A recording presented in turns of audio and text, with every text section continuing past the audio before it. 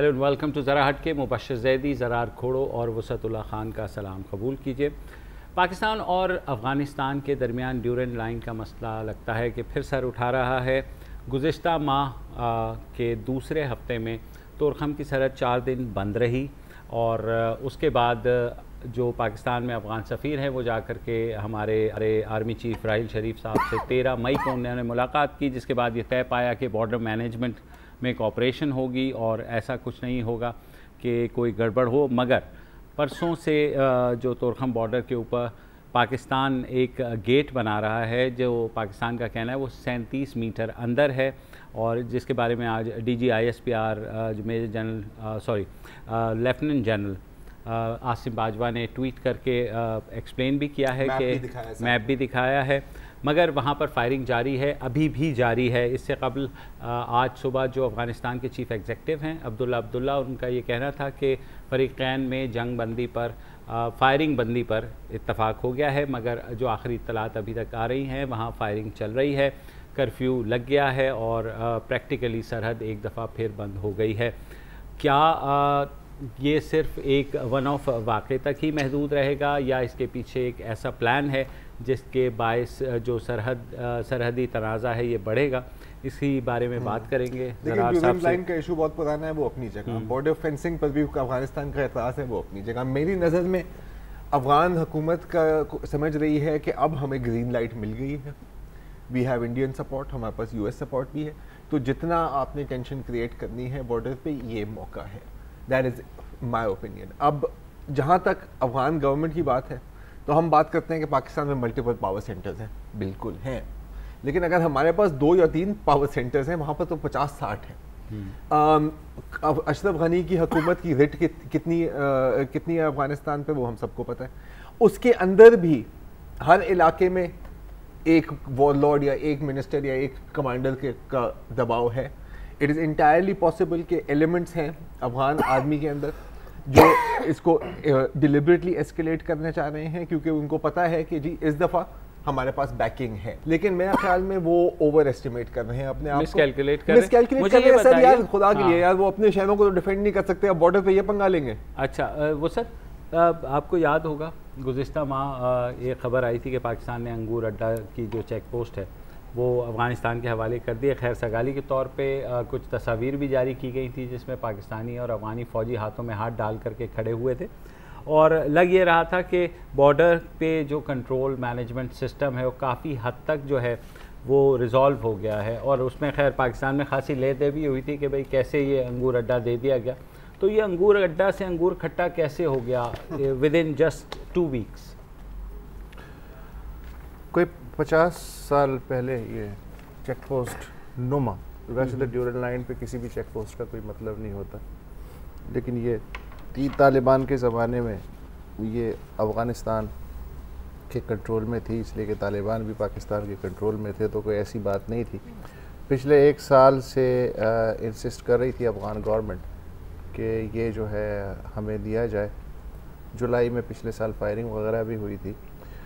उसके बाद आया अपना 21 मई को कुछ दिन पहले कि जी पाकिस्तान आर्मी ने हैंड ओवर कर दिया है अंगूर अड्डा, और आज और हमारे ज़रार खोड़ो साहब ने ये ख़बर जो है ज़रा हटके में फोड़ी थी, और उन्होंने ये भी कहा था कि चौधरी निसार अली को तो पता अखबार से चला कि अंगूर अड्डा आर्मी ने हैंड ओवर कर दिया है और ये क्या हो रहा है। आज दफ्तर ख़ारजा ने इतने दिन बाद वजाहत पेश करने की ज़रूरत महसूस की कि नहीं साहब, वो हमने जो है सिर्फ दरवाज़ा दिया है, चेक पोस्ट नहीं दी। अब ये बात समझ में नहीं आती, ये बिल्कुल ऐसा ही है कि मैं ये कहूँ साहब तरबेला डैम का जो डैम का वाला हिस्सा है वो तो दे दिया है, झील नहीं दी, कोई इस तरह की बात है। कंफ्यूजन मैंने इस पे ना थोड़ा सा बात भी की लोगों से। ये तो बॉटम लाइन ये है कि अमेरिका ने जब ये अंगूर अड्डा की चेक पोस्ट थी पाकिस्तान मैनेज कर रहा था, तो ये सारा US के साथ वो हो रही थी कोऑर्डिनेशन। जब अमेरिकी फ़ौजें वहाँ से गई हैं ऑन दी अफगान साइड, वहाँ से चली गई, तो उन्होंने दोनों को आसरा दे दिया कि यार ये तुम्हारा है, ये तुम्हारा है। पाकिस्तान को कहा कि आप मैनेज कर सकते हैं, और अफगानिस्तान को कहा कि जी आप जो तो एज यूजुअल जो उनका काम है विथड्रॉल के बाद मैच छोड़ के चले गए। अंगूर अड्डे का उनके पास रहना या हमारे पास रहना, इससे भी ज़्यादा इंटरेस्टिंग बात मुझे ये लग रही है कि पाकिस्तान में ये पता नहीं चलता कि ये कंट्रोल किसका है और हैंडओवर कौन करेगा और वापस कौन लेगा। अब ये जो 21 मई को एक ट्वीट आया जनरल साहब का, बाजवा साहब का कि साहब ये हो गया और बरादराना ताल्लुकात मुस्तहकम होंगे ब्ला ब्ला ब्ला। 7 जून को लाहौर हाई कोर्ट में जैक ब्रांच के एक रिटायर्ड लेफ्टिनेंट कर्नल हैं इनामुर रहीम साहब, उन्होंने एक रिट दायर की कि जी आर्मी एक्ट के तहत फौज के ज़ेर इस्तेमाल कोई भी सहूलत किसी गैर मुल्क के हवाले नहीं की जा सकती, लिहाजा जिम्मेदार अफसरों के खिलाफ कार्रवाई की जाए। अब आपने जो है वो ट्वीट आसिम बाजवा साहब का ताज़ा तरीन तो पेश कर दिया, लेकिन उससे ये वजाहत नहीं हो रही कि फ़ौज ने किस कैपेसिटी में ये काम किया, कितना काम किया। बताया कि वन पेज जो था वो फॉरेन ऑफिस को वो कल दिया है या 21 तारीख को भी वो फॉरेन ऑफिस के पास 1 पेज था। ये जो सेक्रेटरी खारजा है इन्होंने किस बिरते पे कहा है। बॉटम लाइन कुछ समझ में नहीं आ रहा। ये है कि एक तो चीज जाहिर होती है कि हमारे यहाँ कोई कोऑर्डिनेटेड पॉलिसी नहीं है। 1 पेज 2 पेज 3 पेज किताब छोड़ दो सब कुछ। दूसरी जानब देखते हैं अफगानिस्तान में क्या हो रहा है। National security council of Afghanistan जो प्रेसिडेंट गनी के ऑफिस चलाते हैं, उनके ट्विटर अकाउंट पर जिस तरह इस चीज़ को दिखाया गया है, अगर वो ट्वीट हम दिखा सकें, highly spirited Afghan units have been ordered to defend motherland with all power and available resources. ठीक है, मतलब जैसे कि कोई जंग चल रही है। आप अब्दुल्ला के ट्विटर अकाउंट पे देखें तो उसमें भी लिटरली ऐसे लग रहा है, हमारी साइड में तो फिर भी डाउन प्ले कर रहे हैं। हाँ। वहां तो लग रहा है कि बस जी ये हम आ गए to recapture all our lost territory. और ये देखें, हमारे यहाँ बात करते हैं हम स्ट्रेटेजिक डेप्थ की, हमने बहुत बात की स्ट्रेटेजिक डेप्थ की। हम मानते हैं कि ये आज सरताज अजीज ने कहा है कि उसका तो इंतकाल हो गया। छोड़ दो, कब का इंतकाल हो गया, उसकी जिंदा लाश को भी दफना दो। अब तो मैं तो कहता हूँ लेकिन कोई चीज वैक्यूम में नहीं क्रिएट होती। तो स्ट्रेटेजिक डेप्थ के पीछे क्या था आप देखें। अगर थोड़ी सी हिस्ट्री निकालें, 1947 में अफगानिस्तान वाहिद मुल्क था जिसने कहा था कि पाकिस्तान को यूनाइटेड नेशंस में एंट्री ना दें। ठीक है, थोड़ा आगे आ जाते हैं। 1950 में जाहिर शाह ने एक बहुत फेमस स्पीच की एंटी पाकिस्तान की, जी ड्यूरेंट लाइन कोई नहीं है, ये ट्राइबल एरियाज हमारे हैं, खैबर पख्तूनख्वा जो अब है ये भी हमारा है। और दाऊद ने फिर 1962 में एक्चुअली अफगान ट्रूप्स भेजे पाकिस्तान के अंदर to try and get that place back, Zahir Shah को हटा के। ठीक है, तो स्ट्रेटेजिक डेप्थ आई कहाँ से? इसी तरह की हिस्ट्री को आप लेके चले तो इवेंचुअली ये होता है ना कि सही है जी, तो आप जो हमारे साथ करना चाह रहे हैं वो फिर हमारे साथ हम आपके साथ कर लेते हैं। और अगर आप थोड़े बहुत ज्यादा कामयाब हो गए, that's too bad, you know. Unfortunately reality तो यही है ना, countries have never trusted each other और हमेशा एक दूसरे को डिस्टेबलाइज करने की कोशिश की। अनफॉर्चुनेटली अब ये जो आज के ये जो तोड़खम पे जो हो रहा है, इसका मतलब है कि जो आपकी जो पुरानी पॉलिसी है कि नहीं जी कोई मुज़ाकरात नहीं होने, डिस्टेबलाइज आपने भी करना है, हमने भी आपको करना है। मुझे तो लगता है कि यही अब इसी राह पर हम चलेंगे। But I think Afghan authorities को मेरे ख्याल में आई डोंट नो वहाँ कोई थिंकिंग चली भी है कि नहीं, क्योंकि तोड़खम से जो ज़्यादातर आमदोरफ्त होती है अफगानी जिस हद तक मतलब इलाज के लिए, जैसे उनके खुद सफ़ीर ने कहा ज़ाखिरवाल जब मिले उमर ज़ाखिरवाल आर्मी चीफ से भी और उसके बाद भी जब उन्होंने रिपोर्टर से बात की तो उन्होंने कहा कि जी वहाँ बड़ा मसला है जो कि तोड़खम बंद हो जाता है तो वहाँ हज़ारों लोग हैं जो इलाज के लिए आना चाहते हैं। तो इस तरह तो जाहिर है अब कर्फ्यू हो गया है तो जाहिर सी बात है आवाम की क्या परवाह है यार। हाँ, वहाँ पे तो मुझे लगता है कि हर एक बंदा किसी ना किसी के पेरोल पे ही चल रहा है ना यार। एंड इनफैक्ट अनफॉर्चुनेट बात ये है कि हम भी इसमें आराम से घुस सकते थे, एक इसको खरीद लो, उसको खरीद लो, इसको किराए पे ले लो, उसको किराए पे ले लो। ये सिंपलर स्ट्रेटजी रहती, ये ज्यादा कामयाब स्ट्रेटजी रहती। जो बाकी कर रहे हैं आप वही करें। नहीं, अब सवाल यही है क्राइसिस क्या किसे मैनेज करना चाहिए, फेडरल गवर्नमेंट को या आर्मी को? सर मैं तो कहता हूँ कि दोनों को मिलकर मैनेज करना चाहिए। लेकिन इसमें प्रैक्टिकल सूरत हाल क्या है? प्रैक्टिकल सूरत हाल तो आर्मी मैनेज कर रही है ना। अच्छा, इसका मतलब है कि जब आर्मी मैनेज कर रही है तो फिर आर्मी ही मैनेज करे। बाकी जो फॉरेन ऑफिस वगैरह है, ये चौधरी निसार अली खां वो धनिया पी के जो बैठे रहते हैं और कभी कभी कैजुअली के जी हम भी हैं, हाँ, वो अगर बयान दे देते हैं फिर उन्हें वो बयान भी नहीं देना चाहिए ना। मतलब असूलन तो बहुत चीजें नहीं होनी चाहिए, लेकिन इससे कंफ्यूजन पैदा हो रहा है सर, बिल्कुल कंफ्यूजन पैदा हो रहा है। डोंट डिसएग्री, ये तो लगता है ना मतलब अफगानिस्तान की तरफ ठीक है आप उंगलियां उठा ले, लेकिन यहाँ क्या हो रहा है ये भी तो you have to set your policy in order, you have to set your house in order यार। ये तो एक नॉन आर्ग्यूमेंट ही नहीं है ना, ये तो हमें पता है सब कुछ। लेकिन अगर हम ऊपर ओवरऑल देखें क्या सिचुएशन बन रही है, तो सिचुएशन तो यही बन रही है, वहां से भी स्क्वीज, वेस्टर्न बॉर्डर से भी स्क्वीज, ईस्टर्न बॉर्डर से भी स्क्वीज, जिसका मतलब है कि आपकी पॉलिसी मजीद रिएक्शनरी होती है। There is nothing new. और जाहिर जो वो हो रही है अब, जो फायरिंग वगैरह हुई है, फिर गोले भी दागे गए जाहिर है, और वहाँ 2 अफगान फौजी जांबाग हुए हैं, 2 हमारे जख्मी हुए हैं। तो अच्छा, एक मेरा सवाल है मुबश्शिर आपसे भी, अब ड्यूरेंट लाइन का इशू अपनी जगह, कोई भी जब भी अफगान हुकूमत थोड़ी सी स्टेबिलिटी पाती है तो ड्यूरेंट लाइन है, या जब भी पाकिस्तान यार आपके तो तालिबान तक ने आपसे कहा कि बिल्कुल सवाल कौन सी अफगान हुकूमत है जिसने पाकिस्तान किसी ने गौर किया? All of them have, because ये अफगानिस्तान का एक कोर पॉलिसी प्लेटफॉर्म है, कोई भी हुकूमत है, ठीक है।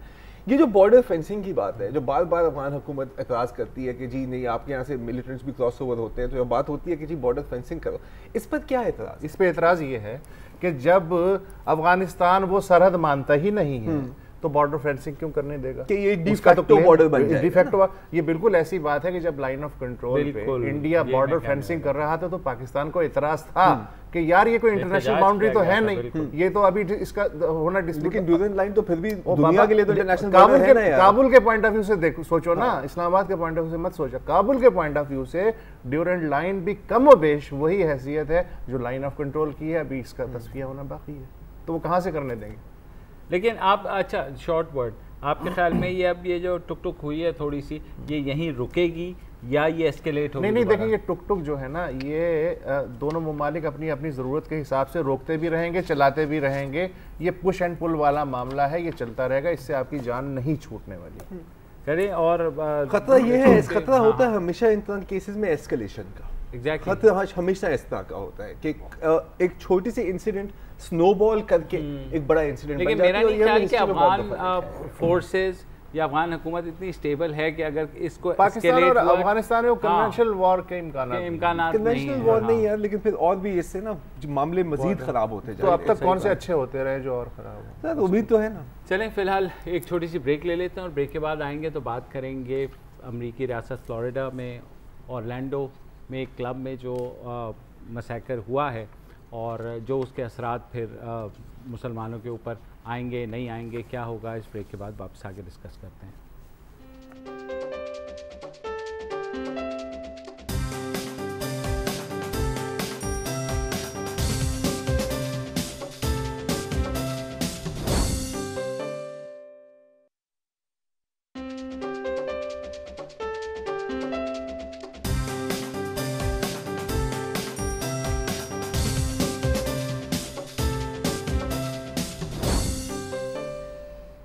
Welcome back. कल अमेरिका के रियासत फ्लोरिडा के इलाके ऑरलैंडो के एक हम जिन्स परस्त क्लब के अंदर फायरिंग का वाक़या हुआ, जो कि कहा जाता है कि अमेरिकी तारीख़ की बदतरीन एक वाक़या है, जो भी मैस शूटिंग का।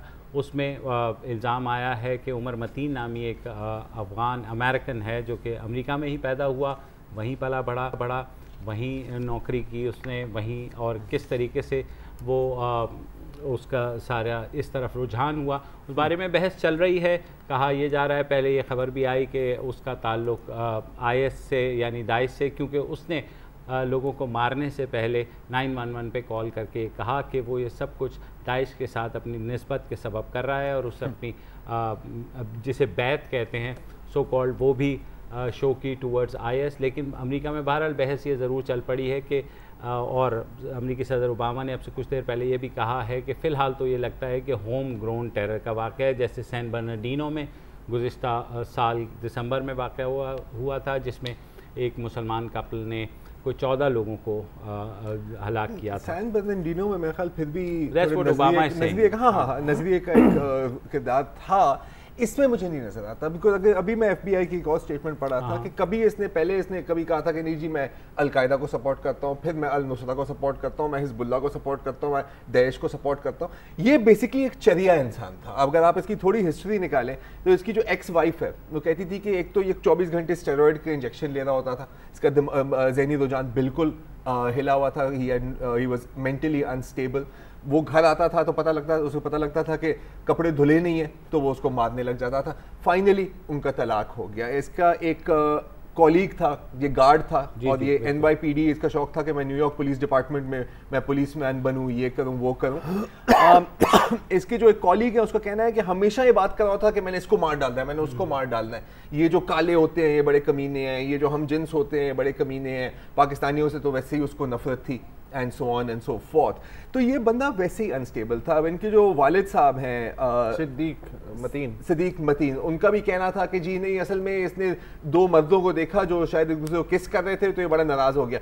अब इससे वो ट्रिगर हुआ या नहीं हुआ ये एक अलग बात है, क्योंकि यार तुम फ्लोरिडा में रह रहे हो, ऑरलैंडो में रह रहे हो, और पैदा वहीं हुए हो, खुदा के लिए तुम पैदा भी वहीं हो, और जहाँ पे तुम मतलब रोड पे नहीं चल सकते तो कोई ना कोई एनुअल परेड लगा हुआ। अच्छा अभी हम एक और बात करूंगा, अभी हम एग्जैक्टली अभी हम बात कर रहे थे अफगानिस्तान की, तो बड़ी मजेदार बात है कि अभी अमरुल्लाह सालेह जो farmer NDS chief, intelligence chief थे अफगानिस्तान की, उनकी ट्वीट थी जिसमें वो कह रहे थे कि जी ये देखें ये फेसबुक पेज जिससे ये वाजे हो रहा है कि ये बंदा पाकिस्तान का है। वो जरा फेसबुक पेज एक दफा दिखाएं तो आपको पता लगेगा कि उसमें क्या लिखा हुआ है।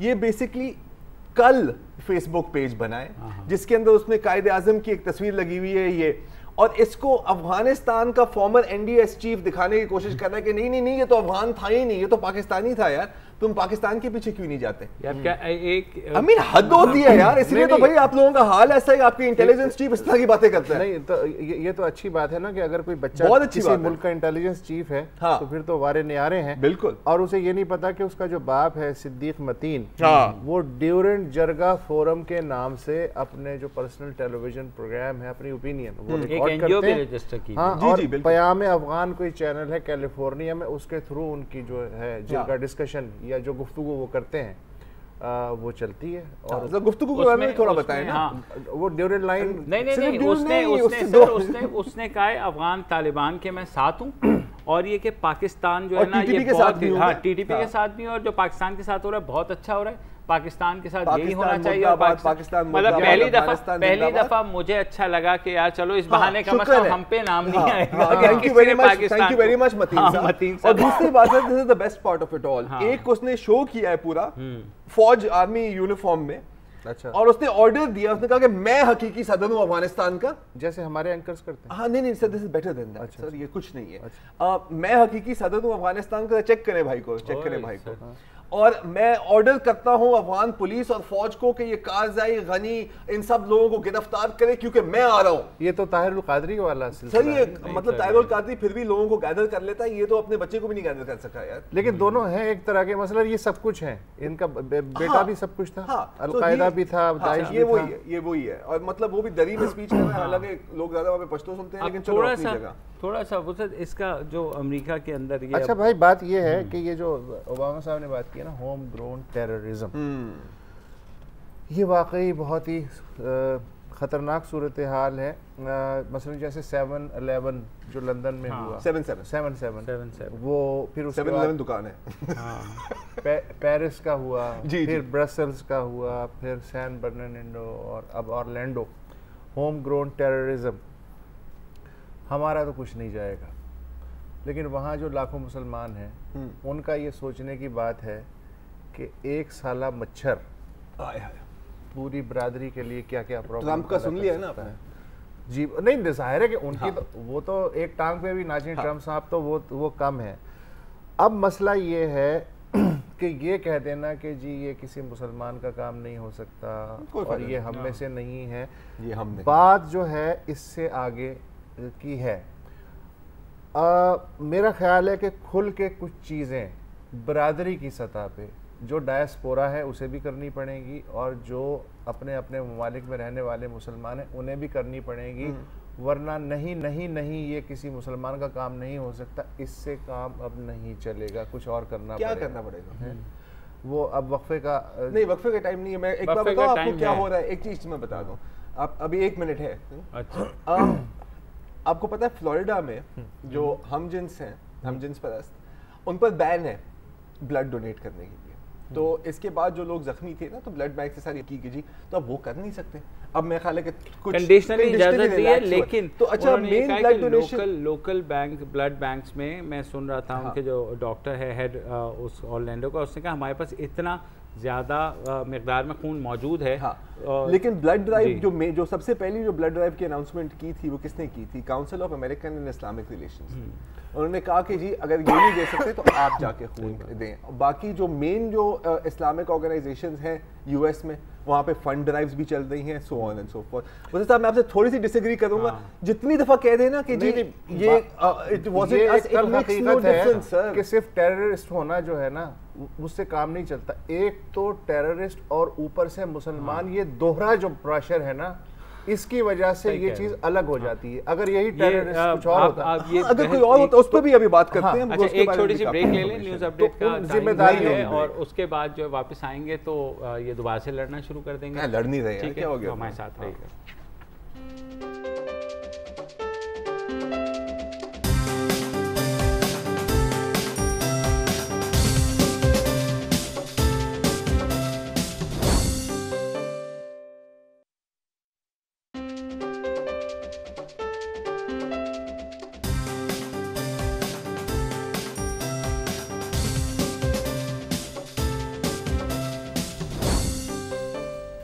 वेलकम बैक जी। बात हो रही है ऑरलैंडो मैसेकर की। अब थिंक ये दहशतगर्दी भी है, लेकिन मेनली मेरी नज़र में ये एक हेट क्राइम है गेज के खिलाफ। अब जैसे मैं आपको एक मिसाल देता हूँ कि उसी रोज़ जिस दिन ऑरलैंडो में हमला हुआ था, कैलिफोर्निया में एक बंदे को गिरफ्तार किया गया, 20 साला जेम्स वेस्ली हावल। उसकी गाड़ी में असॉल्ट राइफल्स थी और एक्सप्लोजिव्स थे, और वो कहाँ जा रहा था? गे प्राइड रैली पर। अब अगर आप हिस्ट्री निकालें कि यूएस में गे नाइट क्लब्स और गेज पर जितने अटैक्स हुए हैं, तो मैं इस शो में बयान नहीं कर सकता, ठीक है? ये एक है। अब मेन रीज़न क्या है? देखें, बहुत लोग होते हैं पूरी दुनिया में, जाते हैं कि यार इन लोगों से मैं नफरत करता हूँ, इनको मैं कत्ल कर दूँ। कत्ल वो कर नहीं सकते क्योंकि हथियार नहीं मिलते। अमेरिका में मसला ये है कि अगर आप सारी हिस्ट्री निकालें, पिछले जो 5-6 मेजर मैस शूटिंग्स हुई हैं, वर्जीनिया टेक ले लो, सैंडी हुक ले लो, उनके जो आप मेन शूटर्स को देख लो, कोई वाइट है, कोई ब्लैक है, वर्जीनिया टेक में कोरियन है। मेन सिमिलर पॉइंट क्या है? इन सबको बंदूकें मिल गई और बड़ी आसानी से, और वो भी AR-15 असॉल्ट राइफल, 30 राउंड की मैगजीन, और आप $30 में उसकी किट खरीद सकते हो इंटरनेट से, जिससे आप उसको सेमी ऑटोमेटिक से फुल ऑटोमेटिक कर दो। ये ना मिले तो आप ऐसे काम कर ना सकें, ठीक है? अब मसला क्या है कि आप पूरी अगर मैच शूटिंग्स की हिस्ट्री निकालें, ठीक है, तो हर एक में एक AR-15 इस्तेमाल हुई है। सैंडी हुक जिसमें 20-25 बच्चों को मारा गया, उसके बाद 890 मैस शूटिंग्स हुई हैं, कोई एक्शन नहीं लिया गया। पिछले 10 सालों में 3 lakh American gun shot wounds से मारे गए हैं। इतने अमेरिकन पूरे वर्ल्ड वॉर 2 में नहीं मरे, ठीक है? और हर साल 32,000 मरते जाते हैं। अब अगर सदर ने, ओबामा ने भी एक बड़ी कैंपेन की थी कि भाई गन कंट्रोल होना चाहिए, और बिकॉज़ पॉलिटिक्स है ना बॉस। NRA और रिपब्लिकन्स करने नहीं देंगे। NRA ने कुछ किया इस NRA ने अभी एक इश्तिहार दिया है कि जी फादर्स डे आ रहा है, नहीं फादर्स डे आ रहा है तो अपने अब्बू के लिए अगर अपने कोई तोहफा खरीदना है तो वो बंदूक ही सबसे बेहतर है। उनका रिस्पॉन्स अभी तक ये आया है। अब मैं आपको एक मैप दिखाता हूँ। ये है मैप के अमेरिका में कितनी गन शॉप्स हैं। ये जो पर्पल डॉट्स आप देख रहे हैं ना, ये सब अमेरिका की गन शॉप्स हैं। कॉफी शॉप्स और ग्रोसरी स्टोर्स को मिला के गन शॉप्स फिर भी ज्यादा निकलती हैं। ये दूसरा मैप है कि सैंडी हुक्स के बाद कितनी मैस शूटिंग्स हुई हैं अमेरिका में, ये भी एक दफा देख लें। ये है तो मतलब कि कोई सफेद जगह बची ही नहीं ना, एक्सपेक्टली जहां पे लोग रहते ही नहीं है। अब जिस दिन ये हमला हुआ है उस दिन फ्लोरिडा में 20 से 25 गन शोज हो रहे थे। ये जो बंदा है इसको FBI ने 2 दफा इन्वेस्टिगेट किया। वॉच लिस्ट पर भी था, डोमेस्टिक वायलेंस का भी केस है इसके ऊपर। लेकिन बंदूक खरीदना तो कोई मसला नहीं ना। ये कहते हैं कि जी आप मुसलमानों को बैन कर दें, आप गेज को बैन कर दें, बंदूकों को ना बैन करो यार, बैन करने से क्या होता है। तो ये ये जो अमेरिका का जो लव अफेयर है ना विद वेपन्स, ये पता नहीं कोई बहुत गहरी बीमारी है मुझे लगता है उस मुल्क में अनफॉर्चुनेटली। और मेन वजह ये है, लेकिन डिबेट इस पर कभी नहीं होगा, क्योंकि यार 20-25 बच्चों, किंडरगार्टन के बच्चों के मरने के बाद अगर आपने गन बैन नहीं की, आपका ख्याल है कि 50 गेज के मरने के बाद ये लोग गन्स बैन करेंगे? हो ही नहीं सकता। लेकिन एक आर्गुमेंट ये भी तो है कि अगर ये गन्स बैन भी हो जाती हैं तो जिस तरह अब हमारे मुल्क में जो है आसानी से दस्तयाब हैं, अगर आप ले लें, हाँ। मतलब इलीगल तरीके से, हाँ, लेकिन सर मुश्किल तो हो जाती है। हम वहां पर तो यार तुम दुकान में जाओ, हाँ। तुम वॉलमार्ट में जाओ तो तुम ये खरीद सकते हो, ऑनलाइन खरीद सकते हो। The job is to make it harder. जरा बात ये है कि हम चाहें तो हर चीज़ की जस्टिफिकेशन पेश करते हैं कि चूंकि गन कंट्रोल नहीं है लिहाजा ये हो गया, और चूंकि गेज से नफरत थी लिहाजा ये हो गया। अब सैन बर्नार्डिनो में जो 14 हलाक हुए हैं वो तो गेज नहीं थे, ठीक नहीं, है, ऑब्वियसली ठीक है, हाँ। अच्छा। वर्जीनिया दूसरे ये है कि बेल्जियम में तो गन कंट्रोल है, फ्रांस में भी गन कंट्रोल है, नहीं मैं कंपैरिजन कर रहा हूँ अमेरिका से। अमेरिका के में गन कंट्रोल है ना, बरतानिया में भी गन कंट्रोल है, 32 मर्डर्स अ ईयर। अच्छा सुन लें, ये जो है ये सारी हम जस्टिफिकेशंस दे सकते हैं, ये बिल्कुल उस सीरीज का हिस्सा है, नहीं ऐसा नहीं हो सकता, ठीक है। मसला ये है कि मुझे फिक्र ये नहीं है कि गन कंट्रोल है या नहीं है, मैसकर हुआ या नहीं हुआ, ये सारी बातें मेरी तरफ से जाए जहन्नुम में। मुझे असल में फिक्र ये है कि जो इस वक्त मुस्लिम डायस्पोरा है वेस्ट में, एक पागल की वजह से, किसी एक पागल की वजह से अगर वो मुसीबत में आ रहा है तो वो कम्युनिटी उस मुसीबत का मुकाबला कैसे करे जिसका दूर दूर तक ताल्लुक नहीं है। क्या सफाइयाँ देती रहे या इससे आगे? सफाइयों से कुछ नहीं होगा। होगा ये है कि जैसे होमलैंड है, जैसे पाकिस्तान है, पाकिस्तानी जाहिर है कि वहाँ तकरीबन 1 मिलियन के करीब है, अब वो लाख सफाई पेश करते रहे लेकिन डोनाल्ड ट्रंप मौजूद है, ठीक है ना।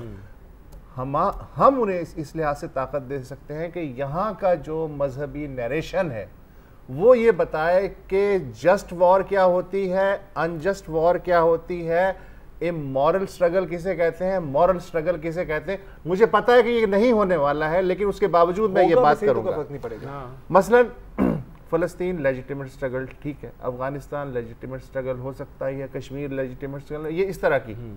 लेकिन सवाल ये है कि आपने गेस क्लब पे हमला कर दिया, ठीक है, सिर्फ इसलिए बकौल आपके कि उनसे नफरत है। ओ भाई, अगर नफरत है तो तू वहां क्या रहा है? तुझे किसने रोका है कि तू अमेरिका छोड़ दे या ऑरलैंडो छोड़ दे? हाँ, कुछ भी कर ले। इस तरह के लोग आपकी दलीलों को समझेंगे? नहीं, मुझे पता है कुछ नहीं होने वाला, लेकिन मैं उसके बावजूद ये कहूंगा। और यहाँ के जो कलर्जी है वो अगर ये बताए कि जहाद दिफाई जंग को कहते हैं, ऑरलैंडो क्लब पे हमला कोई दिफाई जंग नहीं थी। दूसरी बात यह है कि जहाद सर्टन एलिमेंट के खिलाफ हो सकता है, किसी कौम के खिलाफ नहीं हो सकता है ही नहीं ना। दूसरी बात तो अपने आप को जस्टिफाई नहीं किया। सुन तो लीजिए, अब जैसे अगर मैं आज उम्मत की जो लीड थी यहाँ पे, डेली उम्मत, ठीक है, वो है जनाब के अफगान नौजवान ने 50 अमरीकी भून दिए।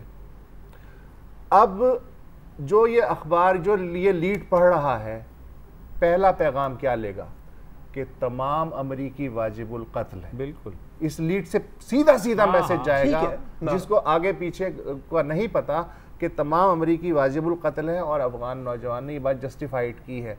अब जब इस तरह का नरेशन होगा तो उन्हीं में से एक नौजवान कल फिर पहुंच जाएगा किसी भी जगह पे और फिर वही कार्रवाई करेगा। उम्मत डोनाल्ड ट्रंप भाई तो हाँ, तो क्या इस तरह की चीजें हमें डिस्करेज करनी चाहिए यहाँ पे या इनकरेज करनी चाहिए? लेकिन ये इसका डायरेक्ट इम्पैक्ट पड़ेगा वहां पे। इसका उमर मतीन पर कोई इम्पैक्ट नहीं पड़ेगा, first of all foremost. Secondly, China में भी स्कूल्स पर अटैक होते हैं, जापान में भी स्कूल्स पर अटैक होते हैं। कोई मरता क्यों नहीं है? क्योंकि वो छुरों के साथ आते हैं। So the gun control does make a difference, it makes a huge difference, because it does sir कि अगर आप कत्ल करना चाहें और आप मेरा कत्ल करना चाहें, आप छुरे के साथ आए और आप मशीन मशीन गन के साथ आए, बहुत जमीन आसमान का फर्क है। नहीं, लेकिन देन हाउ ये सारा गन कंट्रोल की वजह से हुआ। नहीं, सारा नहीं, that is one major factor. So अगर किसी पागल के हाथ में बंदूक नहीं आएगी तो वो कत्ल कैसे करेगा यार? छुरे के साथ आएगा ना, उसको तो आप हैंडल कर सकते हो। अच्छा, इसके बारे में क्या फरमाया जो मैंने अभी सर?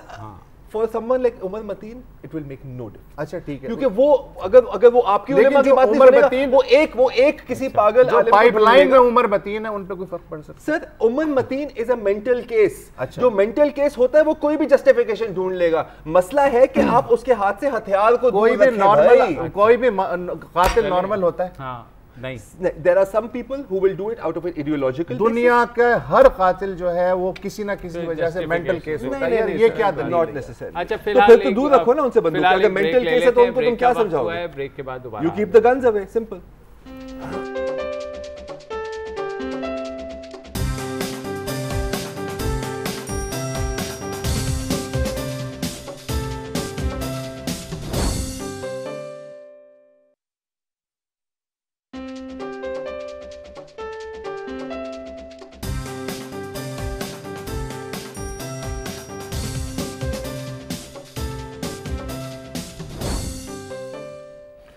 वेलकम बैक जी। और अब छोड़ें लड़ाई झगड़ों की बातें, कुछ प्यार मोहब्बत की बातें करते हैं।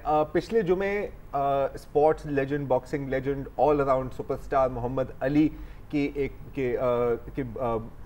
जनाजे के बाद एक मेमोरियल सर्विस हुई इंटरफेथ। वहाँ पर क्रिश्चियन प्रीस्ट, मुसलमान इमाम, नेटिव अमेरिकन रेड इंडियंस के भी प्रीस्ट थे, बुद्धिस्ट प्रीस्ट भी थे और रैबाइज ने भी बोली। और बहुत एक खूबसूरत मौका था टॉलरेंस का, रवादारी का और यकजहती का, बिल्कुल। और एक रैबाई थे, यहूदी रैबाई थे, माइकल लर्नर नाम है उनका। उनकी स्पीच बहुत ही खूबसूरत थी। उसकी एक छोटे से हिस्से को हमने लेके सबटाइटल किया है आपके लिए, सर एक बार सुन देते हैं। We will not tolerate politicians or anyone else putting down Muslims and blaming Muslims for a few people.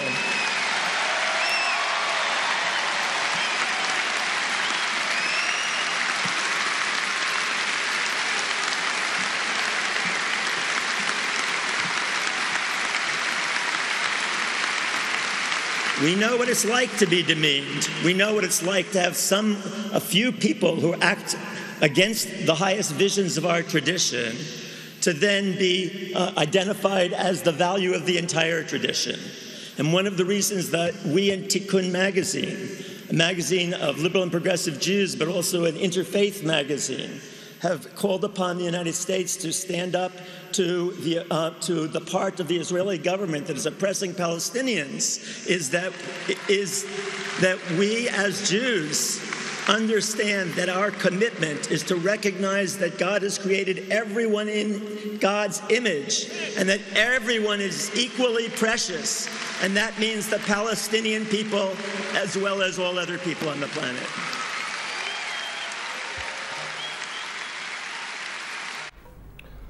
अच्छा जी, वक्फे से पहले ज़रार साहब, मैं यही कुछ बताने की कोशिश कर रहा था जो माइकल लर्नर रबाई साहब ने जो है वो बहुत खूबसूरती से बयान कर दिया है।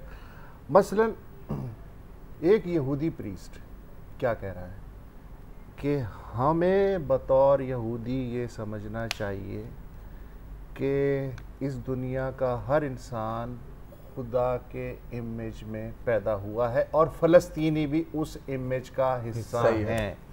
और फिर उस शुरू में उन्होंने कहा कि मुट्ठी भर लोगों की बुनियाद पे पूरे मुसलमानों को ब्लेम करने की हम इजाज़त नहीं दे सकते, और कि यहूदियों के साथ भी ये हुआ था। क्या यही इसी लाइनों पे जो मुसलमान उलमा हैं इस्लामी दुनिया के, वो इन्हीं लाइनों पे गुफ्तगू कर सकते हैं?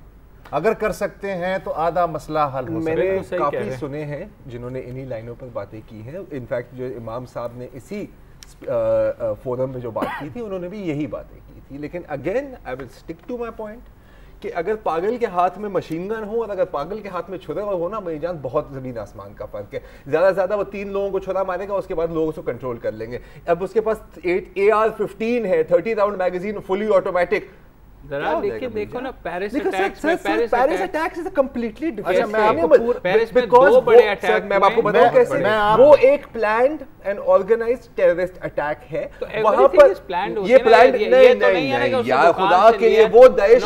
ज़रार तुम क्यों समझ रहे हो? ये रबाई ने इस ऑरलैंडो मैसाकर से पहले तकरीर की है। जी हाँ, मुझे तो इसका मतलब है कि वो टेररिज्म की बात कर रहा है, ठीक है?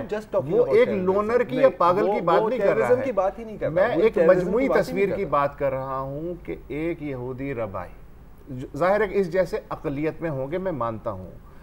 जो मुसलमान उलमा हैं इसी की तरह सोचने वाले, वो भी अक़लियत में होंगे, लेकिन सवाल ये है कि उनकी आवाज़ सुनाई देनी चाहिए मुसलसल। वरना आपने जो है लेकिन मिसाल दी कि वो एक पागल था। हाँ। मैं मिसाल दूंगा जी, हेब्रोन में जिसने यहूदियों का कत्लेआम किया वो भी तो पागल था, और अगर उसके हाथ में बंदूक ना होती। अच्छा, और जिसने इसराइली वज़ीर आज़म को गोली मारी थी, अगर उसके हाथ में बंदूक ना होती, वही मसला है। तो आप बंदूक की बुनियाद पे ला के पूरा जो बहुत बड़ा मसला है उसको बहुत छोटा बना देते हैं। आप भी इसको छोटा बना रहे हैं ना सर। पॉइंट इज कि the solution is in the middle. 100% ये नहीं है कि जी 2-3 खूबसूरत तकरीरें कर दी और सब लोग मैंने ये नहीं कहा, तो मैंने भी ये नहीं कहा कि पूरा काउंटर नैरेटिव बनाने के लिए सिर्फ काउंटर नैरेटिव से काम नहीं चलेगा। बिकॉज अगर लाख में से एक बंदे के हाथ में भी आ गई ना AR-15, सर यार मेरी जान, आप ऑनलाइन ऑर्डर कर सकते हो। अगर आप सिर्फ असले पे अटक गए हैं। मतलब मैं आपकी बात, माओ ने बहुत सारी बातें, माओ ज़ेदुंग ने बहुत सारी बातें गलत की होंगी, लेकिन इसके बारे में क्या है कि तुम लोगों के जहन को मुसल्ला कर दो, हथियार वो खुद उठा लेंगे। अब इसको उलट करके देखो कि तुम लोगों के जहनों को गैर मुसल्ला कर दो, हथियार वो खुद रख लेंगे। उमर मतीन के जहन को उमर मतीन से आगे बढ़ो यार। सर मैं तो उमर मतीन तो की हो बात गया कर रहा हूं ना sir, this is what I am talking about. I agree कि ये भी जरूरी है, लेकिन अगर आपका ख्याल है कि कैंडी की तरह गन्स अवेलेबल हो एक दुकान में, और एक मेंटल पेशेंट जो FBI वॉच लिस्ट पर है वो जाके जिस तरह आप सिगरेट का पैकेट खरीदते हो वो बंदूक खरीद सके, इससे कोई फर्क नहीं पड़ता, that I am sorry, that's very nice.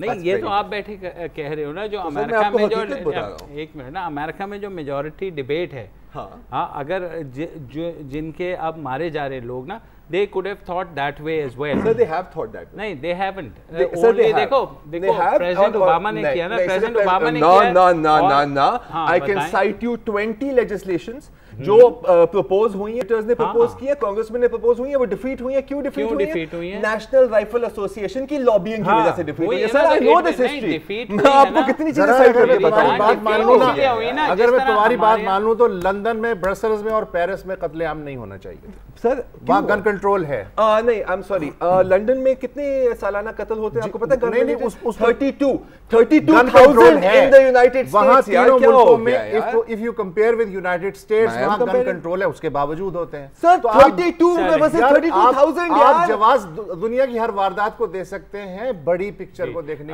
नाज़रीन, हमारा कोशिश। ये भी बड़ी पिक्चर है यार। शुक्र है इन दोनों के हाथ में गन नहीं है, और जैसा कि नहीं तो देखो, मैं सही कह रहा हूं, नहीं तो कत्ल हो जाता। तो फिलहाल हमें इजाजत दीजिए, ज्यादा मैं कब फेंक सकता हूं। होंगे। अल्लाह हाफ़िज़।